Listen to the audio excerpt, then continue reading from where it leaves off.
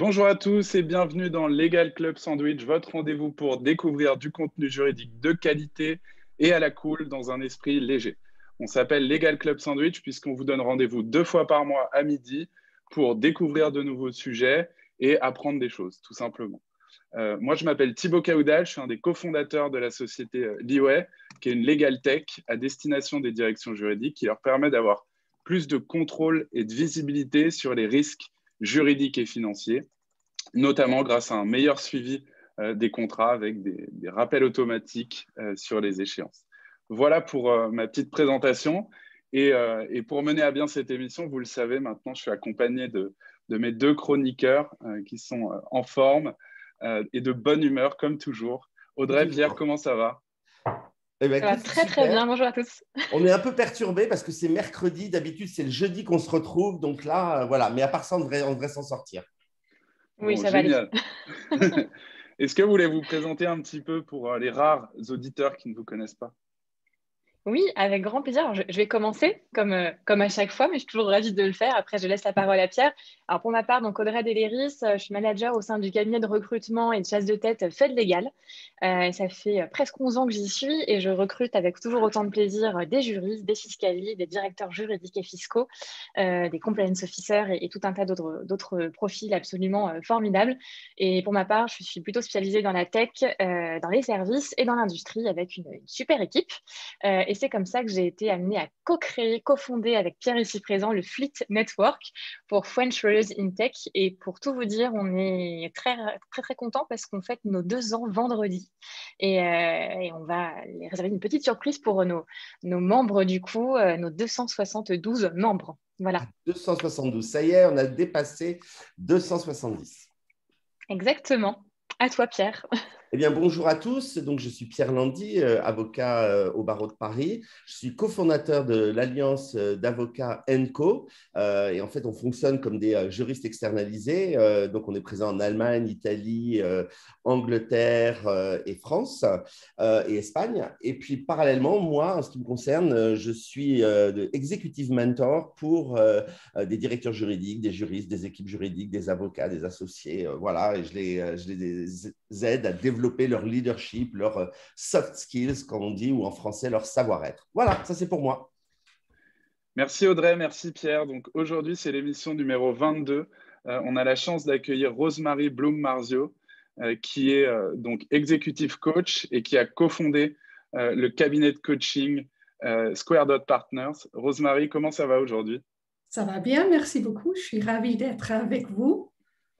Bah, nous aussi, on est super contents de t'accueillir. En plus, c'est un thème dont on n'a jamais parlé sur Legal Club Sandwich. Donc, voilà, on espère qu'on va apprendre plein de choses et j'ai aucun doute là-dessus.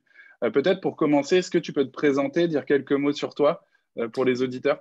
Oui, avec plaisir. Donc, tu as déjà donné un tout petit peu d'informations, Thibaut. Donc, je suis effectivement executive coach depuis 13 ans maintenant. Et je viens de fonder ce cabinet, Square Dot Partners. L'accent que vous entendez sans doute vient de l'Afrique du Sud. C'est là où je suis née, c'est là où j'ai grandi et là où j'ai fait mes premières études, qui étaient des études de droit. Donc, j'étais avocate et juriste pendant presque 20 ans avant de me reformer en tant que coach. Avocate à New York et puis à Londres. Et puis, côté entreprise juriste, 10 ans chez Disney, c'est là où j'ai rencontré Pierre. Et à la fin, effectivement, à la fin, j'ai été directrice juridique pour l'Europe. Et lié à ce parcours, je coach donc pas mal d'avocats et de juristes. Je coach aussi des dirigeants et leurs équipes. Et c'est autour des sujets comme réussir une prise de poste senior, des nouvelles responsabilités, la gestion du changement, les soft skills, le leadership, la cohésion d'équipe, comme a dit Pierre. Et ce que je trouve est que dans tout cela, il y a toujours le sujet de la gestion de conflits qui arrive. Donc, notre sujet d'aujourd'hui. Ouais, justement, on va parler de gestion du conflit. Moi, on dit souvent qu'une de mes forces, c'est l'harmonie. On dit que j'ai tendance à éviter les conflits. Est-ce que tu peux nous parler de ça un petit peu, s'il te plaît, Rosemary? Oui, je peux, Thibaut, et tu n'es pas seul. En fait, face à des conflits, les gens vont soit les éviter, soit y aller en confrontation, y aller fort, ou se figer. Et tout cela s'explique par le fonctionnement de notre cerveau.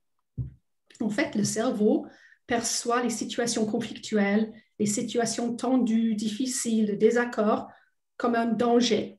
Et face à un danger, la partie la plus ancienne de notre cerveau, ça s'appelle le cerveau reptilien, va prendre le contrôle sans qu'on réfléchisse. On n'a même pas le choix, ça se fait automatiquement. Et qu'est-ce qu'il fait, ce cerveau reptilien?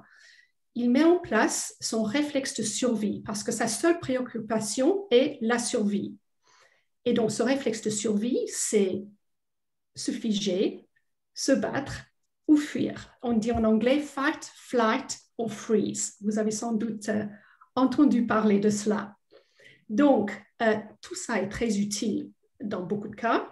Si je reviens à mes racines sud-africaines, quand le lion allait nous manger, très utile, mais pas si utile dans des situations de gestion de conflit, parce que là, on a besoin d'une autre partie de notre cerveau, une partie plus récente qui s'appelle le néocortex. Et c'est le néocortex qui nous permet de prendre du recul, de réfléchir, d'intégrer des perspectives multiples, de prendre des décisions logiques.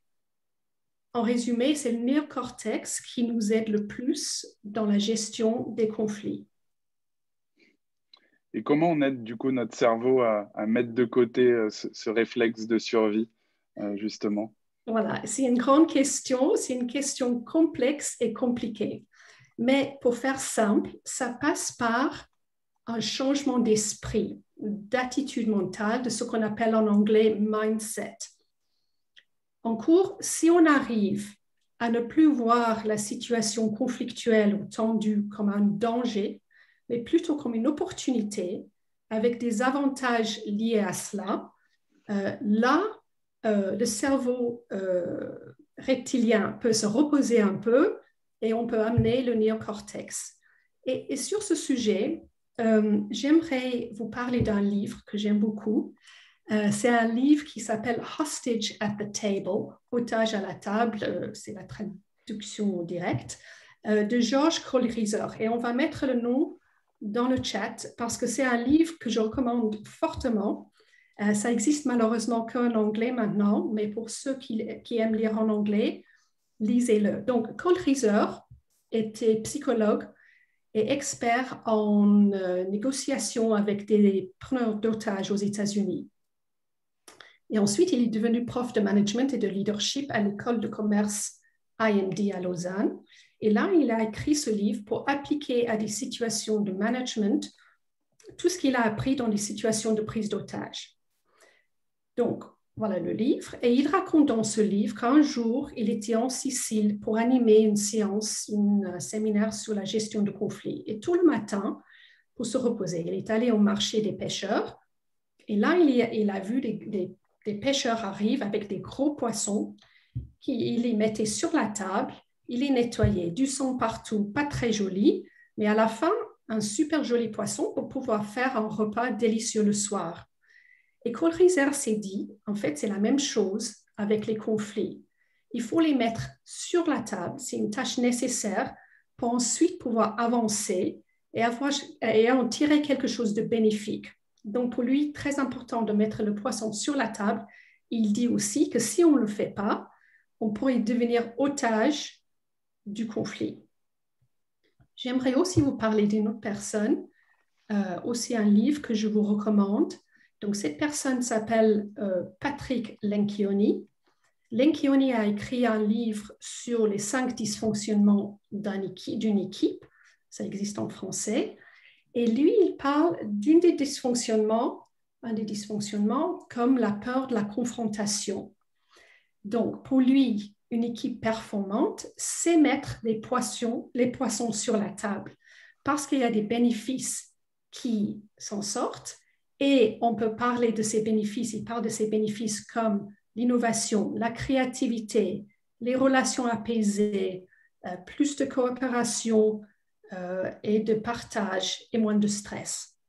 Donc, tout ça pour dire, important où vous pouvez, ce n'est pas toujours facile, mais où possible, mais important quand vous pouvez, de mettre le poisson sur la table Et c'est un concept que j'ai travaillé avec Pierre et son équipe il y a des années quand il était chez Yahoo. Et peut-être, Pierre, tu peux nous en parler un peu? Absolument. En fait, et d'ailleurs, le livre de Patrick Lencioni et le concept du poisson sur la table, Rosemary, que j'ai appris à tes côtés, je continue de l'utiliser lorsque j'accompagne des équipes juridiques ou des directeurs juridiques, parce que franchement, ça fonctionne. Et effectivement, j'avais engagé une top équipe et tous mes direct reports étaient tous très, très forts. Mais qui dit très, très fort, dit aussi très, très forte personnalité. Et à un moment, je sentais que moi, j'entendais parler absolument tout le monde, mais en fait, ils ne se parlaient pas entre eux. Et ça commençait franchement à m'agacer. Et ce qui n'aidait pas dans tout ça, c'est qu'en plus, je déteste moi aussi le conflit. Donc, j'ai appelé Rosemary à la rescousse et on a fait un travail, on a expliqué tout ça avec mes direct reports. Et l'idée de put the fish on the table, mettre le poisson sur la table, c'est devenu quelque chose que dans l'équipe, on utilisait tout le temps pour aborder une conversation difficile. Alors, je pense que Rosemary va revenir sur comment peut fonctionner la conversation, mais en tout cas, l'idée d'approcher quelqu'un, de dire, écoute, il faut que je mette un poisson sur la table, ça met tout le monde au même moment et en état de réception et de communication qu'on va parler d'un problème conflictuel, mais qu'on va en parler comme des adultes. Et là, je te laisse de nouveau la parole, Rosemary. Merci, Pierre. Je ne savais pas ce que tu allais dire, donc contente de l'entendre. OK. Et justement, est-ce que tu as des pistes, toi, Rosemary, pour nous aider à mettre le poisson sur la table? Parce que personnellement, ce n'est pas quelque chose de très simple, en tout cas à mon niveau. Oui. Tu as des solutions, des exemples concrets à nous partager?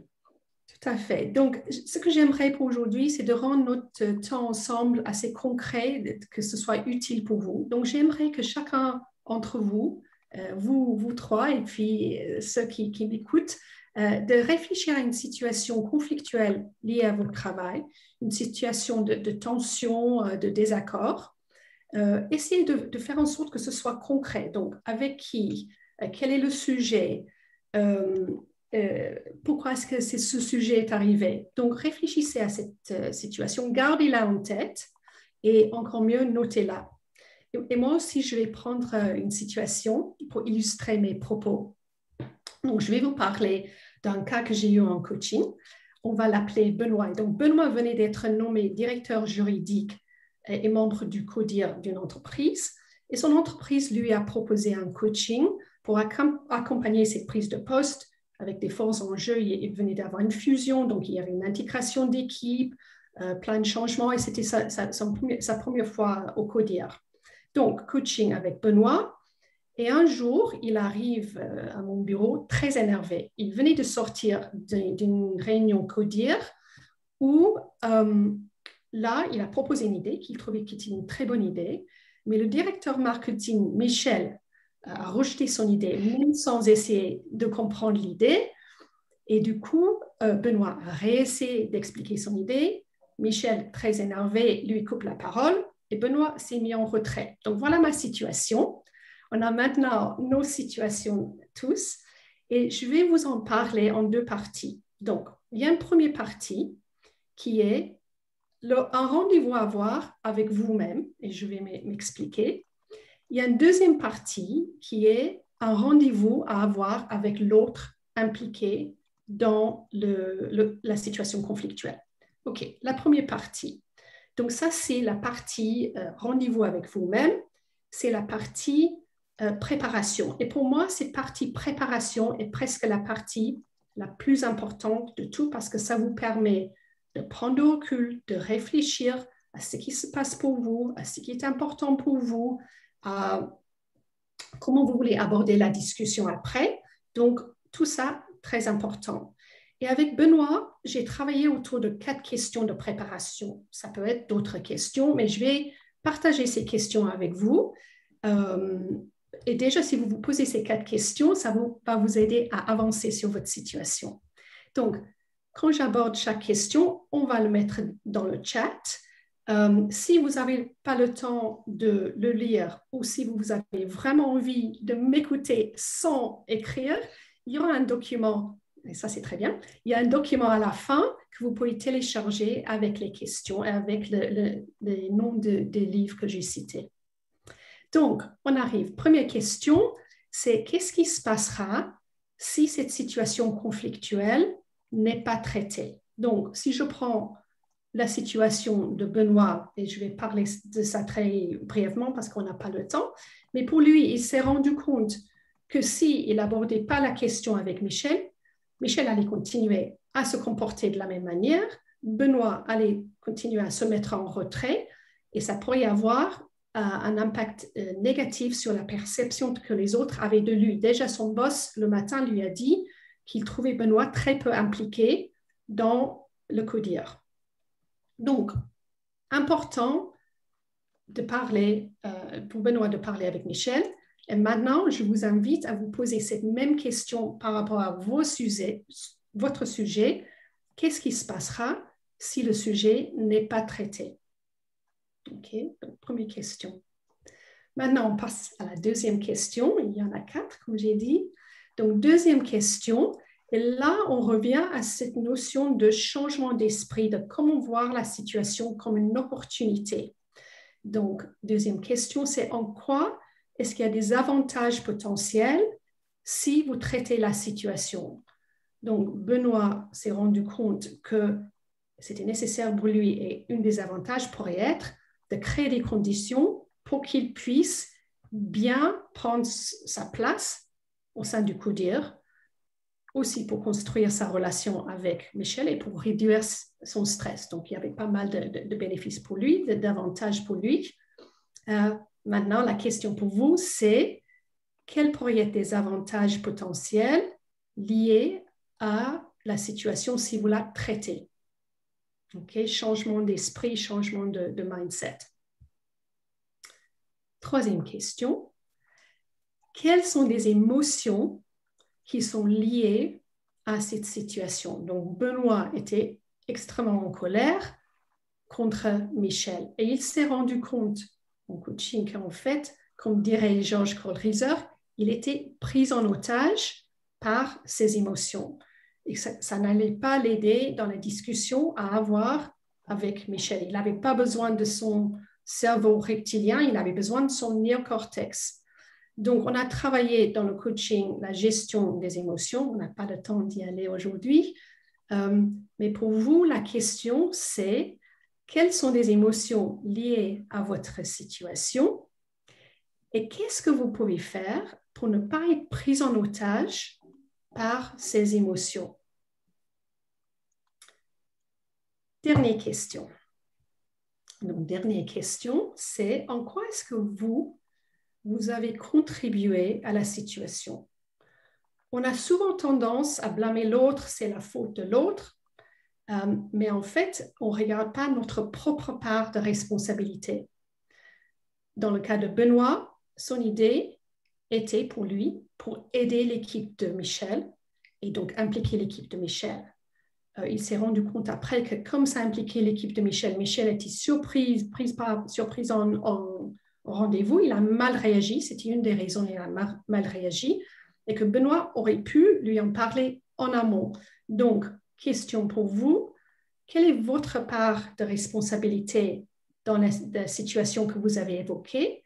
Comment est-ce que vous avez contribué? Comment est-ce que vous continuez aujourd'hui à contribuer à cette situation conflictuelle? Donc, voilà pour les 4 questions que j'ai abordées avec Benoît. Vraiment des situations-là que j'ai évoquées, des questions que j'ai évoquées avec vous, très concrètes liées à la situation avec Michel. On a aussi fait un travail en coaching qui, pour moi, est la partie plus intéressante et plus profonde, qui est comment est-ce que Benoît pourrait avoir une meilleure connaissance de lui-même, de sa façon de faire, de sa façon d'être. Donc, on a travaillé autour de la gestion de ses émotions, de comment, en général, il gère des situations conflictuelles, comment, en général, il rentre en relation au travail avec des gens, son besoin de plaire, aussi ses forces.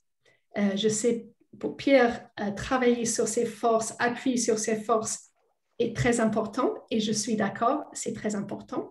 Donc, avec tout cela, on a regardé les aspects qui aidaient Benoît et comment il pourrait en faire plus et appuyer là-dessus.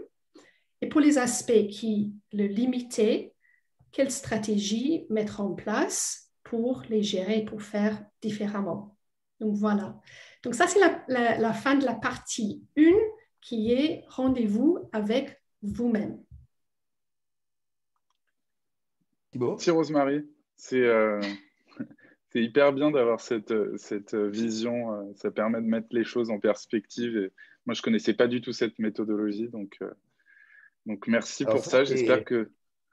Bah oui, non, j'allais te couper. Je disais, mais OK, mais ça, c'est le rendez-vous avec nous-mêmes. Mais bon, il y a toujours l'autre en face, Rosemary. Donc, comment on le gère? Donc, OK, partie 2, rendez-vous avec l'autre. Donc, déjà, prenez rendez-vous avec l'autre. Ça peut sembler tellement évident, mais souvent, on ne le fait pas parce qu'on n'est pas confortable avec le sujet. On va choper la personne dans le couloir pour rapidement gérer la situation. Prenez rendez-vous. C'est important pour que l'autre sache que vous avez quelque chose à aborder avec lui ou avec elle, que c'est important pour vous et est là pour vous écouter. Donc, comme dit Pierre, si vous avez intégré le concept de mettre le poisson sur la table, que lui, il a fait avec son équipe, que d'autres équipes avec qui j'ai travaillé ont fait, là, vous pouvez dire, j'ai un poisson à mettre sur la table avec vous. Et là, tout de suite, la personne sait que c'est important, il faut consacrer du temps et de l'écoute. Donc, première partie, prenez rendez-vous. Le rendez-vous est pris. Juste avant d'y aller, ou maintenant qu'on n'est pas en Zoom, de faire par Zoom, prenez le temps de vous mettre en forme mentalement et émotionnellement pour ce rendez-vous. Le plus calme et centré vous êtes, le mieux vous allez gérer cette situation conflictuelle. Donc, prenez le temps de gérer vos émotions. Une idée est de prendre des grandes respirations. C'est un outil extrêmement puissant qu'on n'utilise pas suffisamment, qu'on avait pour gérer les émotions. Il y a d'autres choses que vous pouvez faire. L'idée, c'est de laisser le cerveau reptilien ailleurs et d'amener avec vous dans ce rendez-vous votre néocortex. Okay. Donc là, OK. Maintenant, on arrive à la discussion, à la conversation elle-même. Un vaste sujet, comme tu as dit, Pierre, pas facile, et un sujet qu'on pourrait aborder pendant des jours. Mais il y a 3 éléments que j'aimerais que vous retenez et que je vais illustrer par une anecdote toute simple pour essayer de vous montrer en quoi ces 3 éléments sont importants. Donc, voilà l'anecdote. Un jour, un soir, en fait, Claire rentre du bureau, très fatiguée, et elle voit ces 2 filles qui sont en train de se battre pour le seul orange qui restait à la maison. Elle ne comprenait pas. Elle était fatiguée. Elle avait juste envie de couper l'orange en 2 et de dire, voilà, moitié chacune. Mais elle s'est dit, c'est tellement évident, pourquoi elles n'ont pas fait elles-mêmes? Donc, comme elle a suivi une formation sur la gestion de conflits, par avec moi, elle a pris le temps de discuter avec les 2 et d'essayer de comprendre qu'est-ce qui se passait, qu'est-ce qui était si important pour les 2 filles d'avoir l'orange entière. Et donc, elle a compris d'une de ses filles qu'elle voulait faire un jus d'orange. Elle ne se sentait pas bien, elle voulait vitamine C, tout ça. Et l'autre voulait le zeste de l'orange pour en faire un gâteau dans une recette. Et donc, du coup, facile, on enlève le zeste et ensuite, on fait le jus d'orange. Pas de question. Donc, pourquoi est-ce que je vous raconte cette anecdote? C'est parce que pour moi, ça illustre 3 éléments très importants à garder pour cette partie conversation avec l'autre. Premier élément, prenez le temps d'écouter l'autre, de vraiment comprendre ce qui se passe pour l'autre. On voit tous le monde par nos propres filtres, nos filtres basés sur notre éducation, nos expériences passées, nos valeurs, plein de choses. C'est très difficile pour nous vraiment de savoir ce qui se passe pour l'autre. Donc, prenez le temps de poser des questions avec curiosité, pas pour pouvoir ensuite formuler votre propre réponse et rentrer dans un jeu de ping-pong et oui, mais et tout ça. On adore ça, les avocats et les juristes, je sais, mais ce n'est pas le moment. Là, c'est vraiment essayer de comprendre qu'est-ce qui est important pour l'autre, qu'est-ce qui se passe pour lui ou elle à l'intérieur, mais aussi dans son contexte extérieur.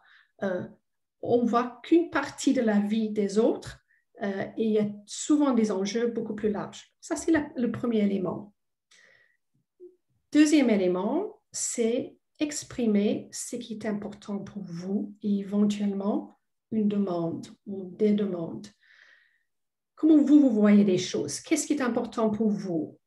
Quel est votre ressenti, vos besoins, votre demande, tout ça? Pas facile, mais de la même façon que vous ne pouvez pas comprendre ce qui se passe pour l'autre, l'autre ne pourrait pas comprendre ce qui se passe pour vous si vous n'exprimez pas tout cela. Donc, deuxième élément, expliquez ce qui est important pour vous.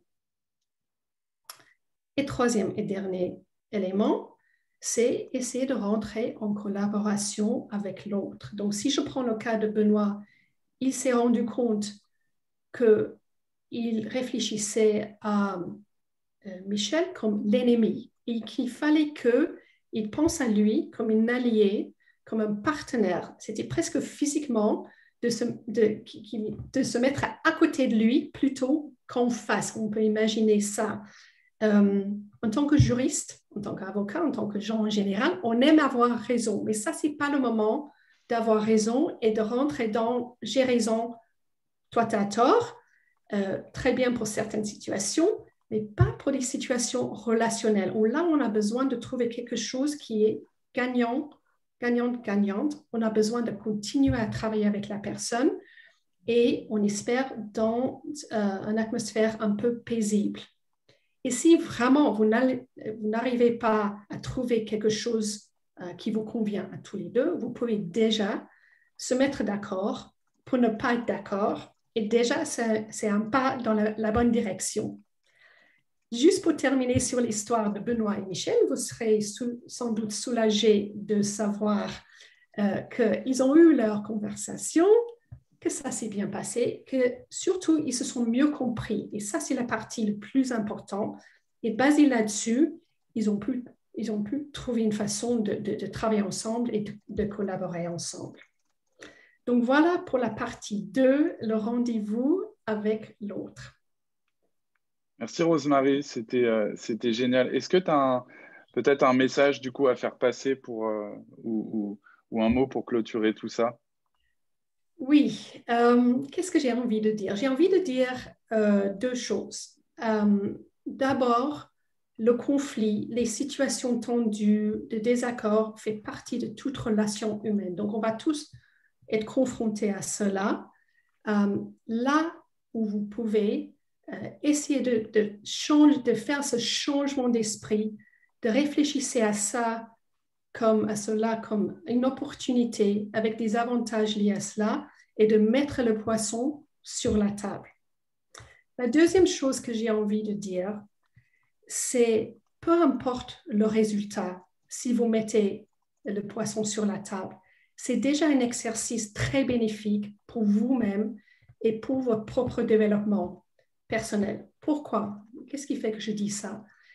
C'est parce que quand vous mettez le poisson sur la table, vous serez amené à travailler et à renforcer votre capacité à prendre du recul, à gérer vos émotions, à écouter. Vous serez obligé de vous exprimer, vos demandes, vos besoins, etc.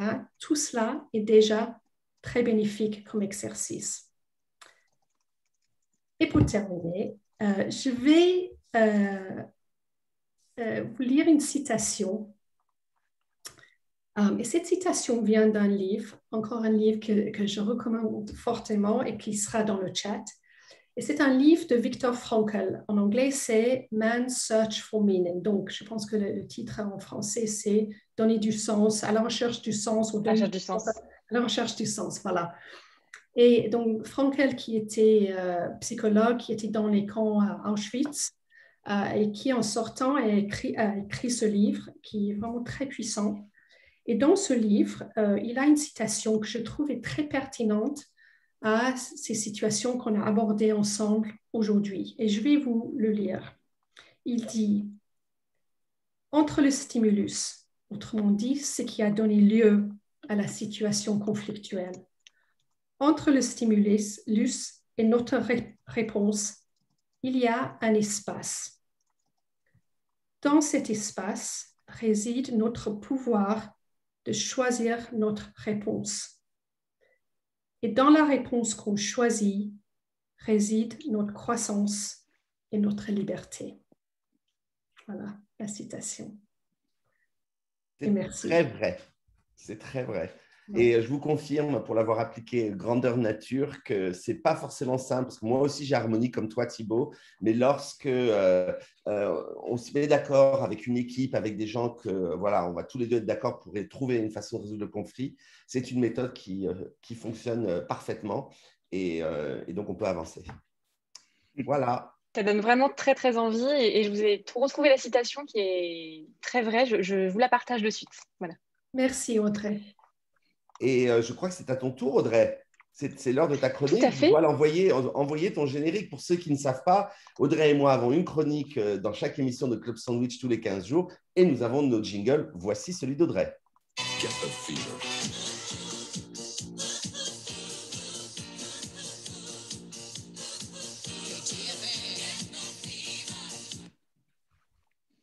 Merci Pierre pour toujours ce magnifique jingle. Donc j'ai bu avec les paroles en fait de Rosemary du coup sur la gestion du conflit. Donc j'espère bien intégrer ça très vite si je suis confrontée à ça.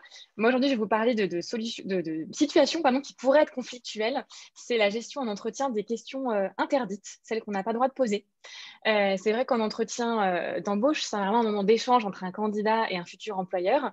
Et quand on est recruteur, on a envie de poser plein de questions aux candidats.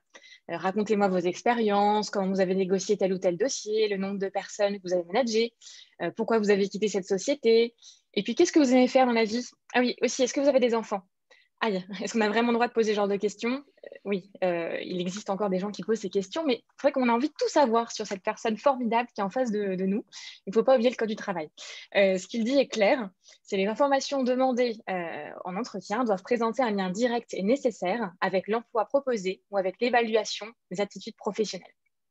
L'idée d'un entretien, c'est bien de vérifier s'il y a une bonne adéquation entre le poste et les compétences requises. Les compétences, c'est quoi? C'est les compétences techniques, le savoir-faire, les fameuses hard skills, et les compétences de savoir-être, les fameuses soft skills dont on parle tout le temps, notamment dans cette émission. En fait, il y a plein de questions qu'on n'a pas le droit de poser, qu'on ne peut pas poser en entretien. Je vous donne des exemples. Imaginons, vous êtes face à un candidat, vous lui dites, vous appelez Brian, vous venez des États-Unis? Et non, on ne peut pas poser cette question-là. En revanche, si le poste nécessite un excellent niveau d'anglais, vous avez le droit de tester la personne. Et lui peut toujours vous répondre que oui, il est américain et qu'il parle forcément très, très bien anglais. Autre question, vous avez quel âge? Alors cette question-là, bon nombre de mes clients me la posent à propos des candidats que je leur présente et je leur réponds toujours la même chose. Je n'en sais rien et je ne peux pas poser la question. En revanche, je peux vous dire que cette personne-là, elle a 8, 15 ou 20 ans d'expérience.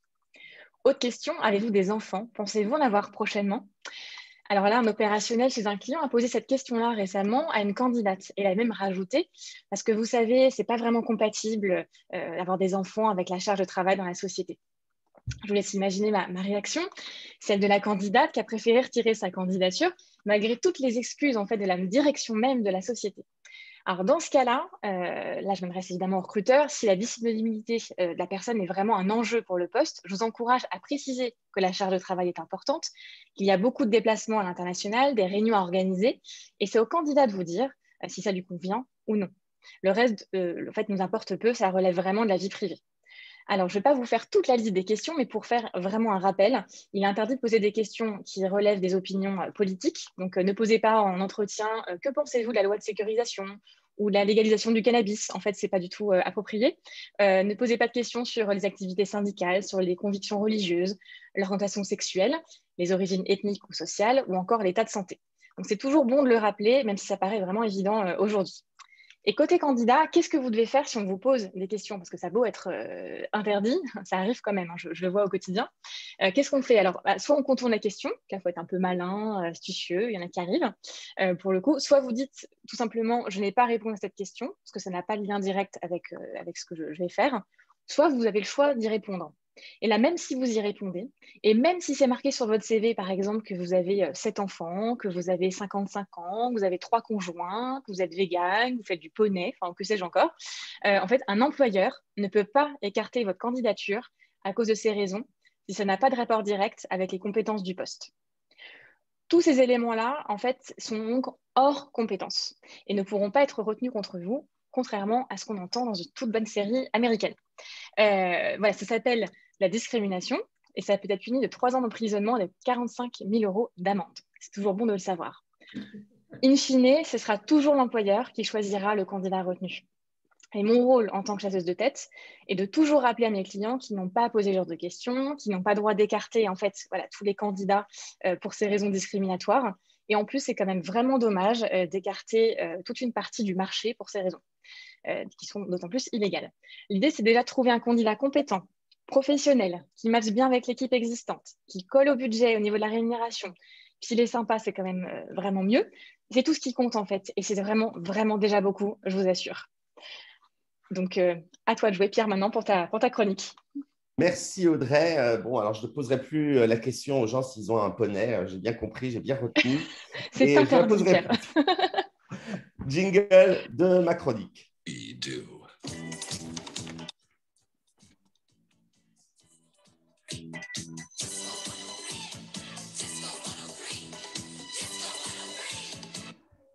Vous avez vu, on est obsédé par le disco dans cette équipe et on le retrouve. Aujourd'hui, moi, je vais aborder la question du changement de carrière parce que vous savez ce moment-là où chaque matin, vous sentez la fatigue, le découragement, le bureau, le temps semble s'étirer, chaque minute dure 1 heure, ou alors vous avez simplement fait le tour de votre poste, vous avez envie de gagner plus d'argent, vous avez envie de réaliser un rêve d'enfant, piloter des avions, que sais-je, vous exercez un métier qui ne vous plaît pas, vos convictions, vos valeurs sont en désaccord avec celles de la société, ou tout simplement, vous voulez créer votre entreprise. Bon, eh bien, évidemment, ça, je trouve c'est formidable, on peut le faire et surtout, c'est même encouragé. Il n'y a pas de raison de rester des années dans un job qui ne vous plaît pas. Mais mieux vaut ne pas le faire totalement n'importe comment. Donc, je vais vous donner quelques étapes rapidement parce que je vois tourner l'heure de ce que vous pouvez faire. Bon, tout d'abord, c'est pas mal de faire un bilan de compétences, même si c'est avec vous-même, mais faire une période d'introspection. Je rebondis un peu sur les introspections dont parlait Rosemary tout à l'heure. Eh bien, c'est important. Donc, faites-vous, prenez le temps. Quelles sont vos forces? Quelles sont vos compétences? Où est-ce que vous avez eu des échecs professionnels? Quels sont vos points forts? Quelles sont les choses que vous devriez améliorer? Vos talents, vos qualités, vos passions. Et puis, impliquez toutes les personnes autour de vous en qui vous avez confiance. On en a déjà parlé. Donc, peut-être un employeur, un collègue de travail, votre meilleur ami, la famille.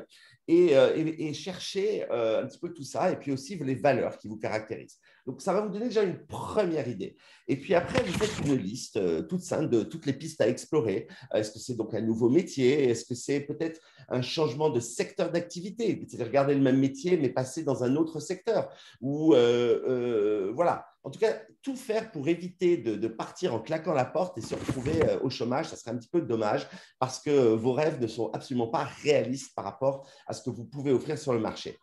Après, numéro 3, donc après faire le bilan et étudier les listes des pistes à explorer, vous étudiez les secteurs qui recrutent.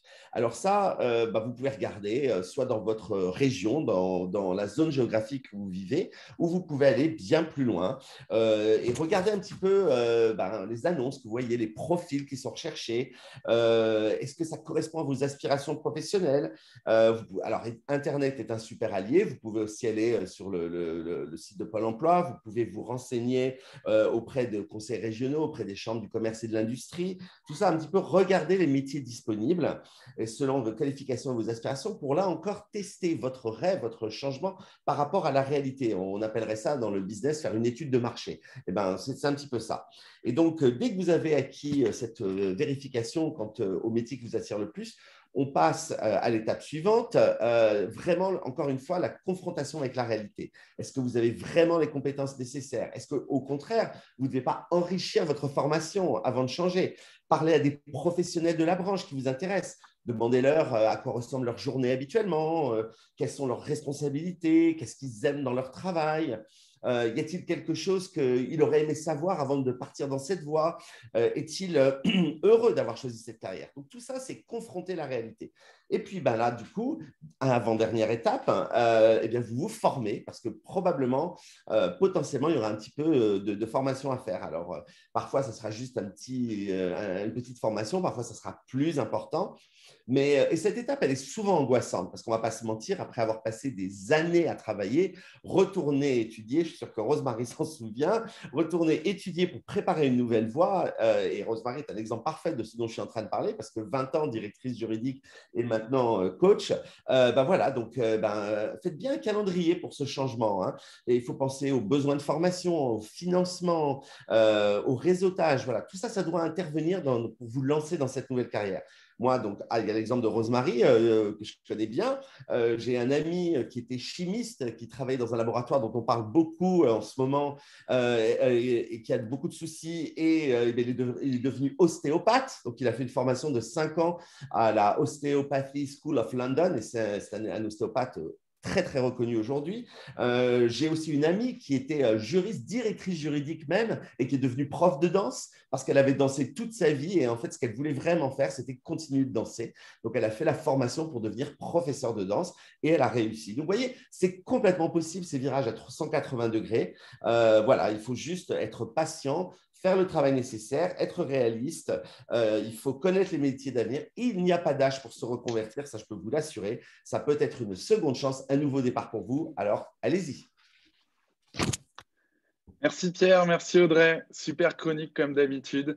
On a pas mal de questions pour toi, Rosemary. Peut-être que je commence avec une question de Stéphanie. Stéphanie, elle nous demande quelle est l'approche lorsque les gens fuient au moment d'aborder les conflits et donc ne permettent pas de les résoudre. Est-ce que toi, tu as une idée pour ça, Rosemary, pour aider Stéphanie? C'est une très bonne question parce qu'en fait, quand on parle de la résolution de conflits, de la gestion de conflits, vous ne pouvez pas tout contrôler. Donc, ce que vous pouvez faire, ça dépend pas que de vous. Il y a deux parties ou plusieurs parties impliquées. Et donc, si l'autre n'est pas capable ou n'a pas envie de vous écouter, de rentrer en relation, c'est très difficile de gérer cela.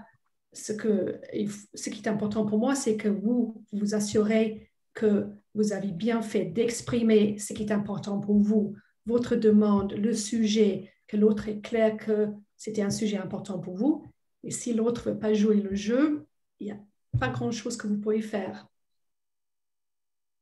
Après, et ça répond d'ailleurs à une autre question que Stéphanie voulait te poser, donc c'est bien de le souligner. Oui. Non, j'aimerais bien pouvoir dire qu'il y a une solution pour tout, qu'on peut résoudre toutes les situations conflictuelles, mais en fait, malheureusement, ce n'est pas le cas. Il y a une partie qui dépend de vous et important de s'assurer que vous avez fait votre partie, mais si l'autre ne veut pas rentrer dans la relation, il peut avoir aussi un lien hiérarchique qui se joue, il y a un contexte et culture d'entreprise qui se joue aussi. Donc, il y a une expression en anglais que j'adore pour décrire ce que tu viens de dire, c'est « It takes two to tango ». Pour danser le tango, il faut être deux. Et je trouve que ça illustre parfaitement ce que tu viens de dire, Rosemary. Je vois qu'on a une autre question de Pierre. Ah, pardon. J'ai juste quelque chose du coup. Petit conseil que je vous donne pour la gestion des conflits, si la personne, si Rosemary, tu es d'accord, si vous voyez que l'autre personne n'est pas du tout réceptive, peut-être que vous pouvez lui envoyer le lien du replay vers cette émission. Et comme ça, la personne pourra écouter et regarder tous les conseils de Rosemary. Et à ce moment-là, du coup, vous pourrez peut-être avoir une discussion beaucoup plus apaisée. Je pense que c'est une bonne idée. On enverra le replay dans quelques jours. Très bonne idée. Le replay ou les podcasts dont on va vous remettre le lien tout à l'heure. On va vous remettre tout ça après. Donc, j'avais une question de Pierre qui dit, Rosemary, qui te dit la création de cette ambiance relationnelle différente est plus aisée à faire lors d'une réunion physique. Alors, comment faire? Est-ce que tu changerais quelque chose à ce que tu proposes lors d'une réunion à distance où les outils nous mettent littéralement face à face et non pas côte à côte et où le langage corporel est un peu limité, sauf quand dans le Legal Club Sandwich et qu'on a les mains qui bougent tout le temps comme nous quatre. Mais comment est-ce que tu recommandes dans ce cas-là? Est-ce que tu ajoutes quelque chose? Oui, effectivement. En fait, je dirais que le Zoom ou l'écran se joue dans deux sens. D'abord, ça met une barrière quelque part. On a besoin de plus faire des efforts pour créer la relation. Donc là, cette partie-là va être la partie annonce de la réunion, dire à l'autre que c'est vraiment important pour vous ce temps, cette écoute, que c'est un sujet important. Donc, de créer tout ça et peut-être au début de la réunion, de dire est-ce qu'on peut se mettre d'accord pour couper nos téléphones, pour couper les alertes, pour qu'on ait un moment très consacré ensemble pour gérer cette situation. Ce n'est pas facile pour vous, ce n'est pas facile pour moi. Donc, prenons le temps de créer cette atmosphère. En même temps, l'écran aussi aide certaines personnes à avoir ce type de discussion parce qu'on n'est pas dans la même pièce, on n'est pas face à face et parfois les gens trouvent que c'est plus facile d'avoir ce genre de discussion. C'est assez intéressant. Et on a une autre question de Yolène qui demande dans le cas où le conflit concerne plusieurs personnes, parce que oui, il n'y a pas que 2 personnes parfois impliquées, est-ce qu'il est mieux ou non de mettre le poisson sur la table avec toutes les personnes impliquées ou est-ce que tu recommandes de mettre le poisson autour de plusieurs tables?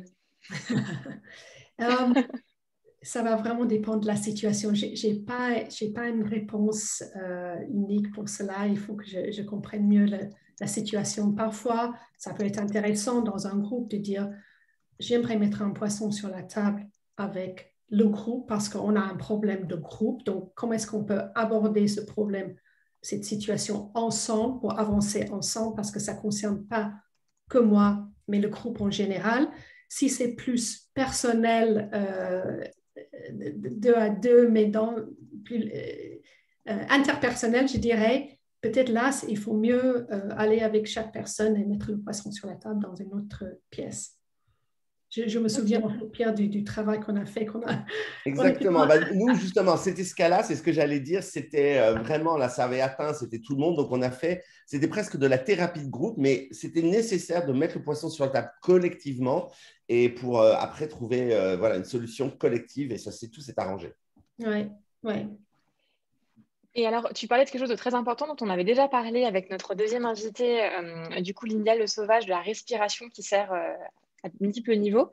Est-ce que tu aurais des exercices de respiration à conseiller ou des choses, est-ce qu'on rentre, c'est un participant mystère qui du coup, j'ai pas le prénom, donc nous pose la question, est-ce que avant de rentrer un peu, alors peut-être pas dans l'arène parce que justement l'idée c'est d'avoir un échange constructif, mais tu conseilles de respirer, est-ce que tu as des conseils même très concrets, d'exercices particuliers sur la forme à avoir sur la gestion de ce conflit? Il y a plusieurs. Déjà, juste prendre le temps de faire 6 grandes respirations où vous respirez derrière par le spine, le dos en fait, le spine, pardon, je ne trouve pas le mot en français. Et donc, vous vous mettez plus droit et en expirant, vous... je ne trouve pas les mots en français en ce moment, you soften, je vais dire en anglais, you soften the front. Donc, pour couper court, il y a des sites où ils préconisent des exercices de respiration. Il y a quelqu'un qui s'appelle le Breath Guru et je peux regarder son site pour vous donner le lien. Mais là, il a plein d'exercices où regardez en général, il y a beaucoup d'exercices à faire. Mais le plus important, c'est de prendre le temps, de prendre quelques grandes respirations et c'est cette prise de recul et d'éviter le cerveau reptilien de rentrer directement dans le rendez-vous avec vous, de laisser derrière la porte. Breath Guru, voilà, c'est ça. Merci beaucoup, Rosemary. J'ai mis le lien de breathguru.com sur... Merci. Je l'ai trouvé. On a aussi une question du coup de Marie-Christine qui dit « Est-ce à dire qu'en ce cas, la seule issue est de fuir soi-même » en référence à l'éloge de la fuite de Henri Laborie. Est-ce que tu as quelque chose à nous dire dessus, sur le fait la seule issue, c'est de fuir soi-même? Parfois, oui. Parfois, si on est dans une situation, malheureusement, dans une situation conflictuelle, on a tout fait pour essayer de résoudre ce conflit, ça ne marche pas, la personne n'écoute pas, n'est pas capable d'écouter, etc., où il y a une culture. Donc là, une décision difficile à prendre. Soit vous vous dites, j'ai tout essayé, mais je veux rester quand même parce qu'il y a suffisamment d'avantages, de choses positives dans ce job pour moi que je peux vivre avec la situation conflictuelle. Soit malheureusement, c'est le moment de prendre les conseils de Pierre et de réfléchir à autre chose. Okay. Donc dans ce cas-là, juste pour terminer, dans ce cas Là, pour moi, ce n'est pas une fuite, c'est une décision réfléchie et consciente et c'est ça qui est important. D'accord. Peut-être une dernière question, Audrey, avant qu'on conclue. Oui. Et c'est Benoît, du coup, qui nous pose la question, est-ce qu'un conflit, ça peut se perdre? Et dans ce cas, n'est-il pas préférable de faire perdurer le statu quo NT? Parfois, absolument. C'est dans cette question, cette partie de préparation où vous prenez du recul, où vous vous dites, vous posez ces questions et une des questions c'est est-ce que ça c'est une bataille à choisir? C'est toujours, on dit en anglais, choose your battles. C'est pas à chaque fois que vous allez mettre le poisson sur la table, c'est à vraiment réfléchir quels sont les avantages, quels sont des points négatifs potentiels, est-ce que c'est quelque chose qui pourrait partir avec le temps? Tout ça est à réfléchir. C'est pas systématiquement que vous allez mettre le poisson sur la table.